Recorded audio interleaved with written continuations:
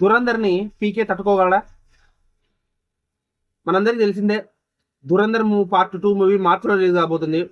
అలాగే పవన్ కళ్యాణ్ గారు ఉస్తాద్ భగత్ సింగ్ సినిమా మార్చి 26వ తారీఖు రిలీజ్ కాబోతుంది. అంటే వారం రోజుల గ్యాప్లో రిలీజ్ కాబోతున్నాయి 2 సినిమాలు. మరి ఇప్పుడు పరిస్థితి ఏంటి? దురంధర్ పార్ట్ 2ని పీకే తట్టుకోగలడా?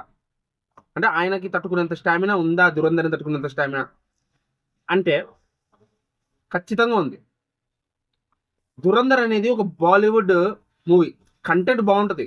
కంటెంట్కి ఉన్న క్రేజ్ వేరు. మన తెలుగులో ఆ కంటెంట్కి ఉన్న క్రేజ్ వేరు.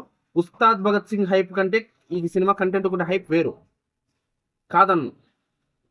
బట్ కంటెంట్కు ఉన్న హైప్ కంటే పవన్ కళ్యాణ్ అనే పేరుకున్న హైపే ఈ 2 తెలుగు రాష్ట్రాల్లో ఎక్కువ.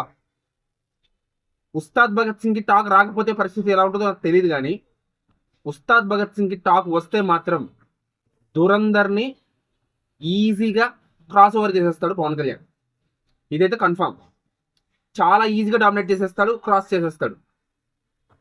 ప్రతిరోజు దానికి డబల్ కలెక్షన్స్ అయితే పెట్టే ఛాన్స్ అయితే ఖచ్చితంగా ఉంది నాకు తెలిసి, ఈ టాక్ వచ్చిందంటే మాత్రం.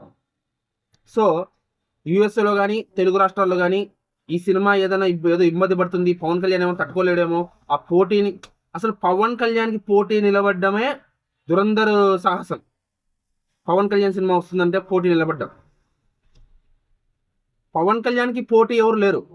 పవన్ కళ్యాణే పోటీ. ఇది పవన్ కళ్యాణ్ రేంజ్ తెలుగు రాష్ట్రాల్లో. కంటెంట్ ఓకే, దురంధర్ కంటెంట్ చాలా మంచి కంటెంట్ అయి ఉండొచ్చు కాక, బట్ తెలుగు రాష్ట్రాలకు ఒక్కడే స్టార్ అనేంత పెద్ద స్టార్ పవన్ కళ్యాణ్. ఆయనకి పోటీ అనేది ఖచ్చితంగా లేదు. టాక్ పడిందంటే మాత్రం తిరుగులేదు ఉస్తాద్ భగత్ సింగ్కి. That's it.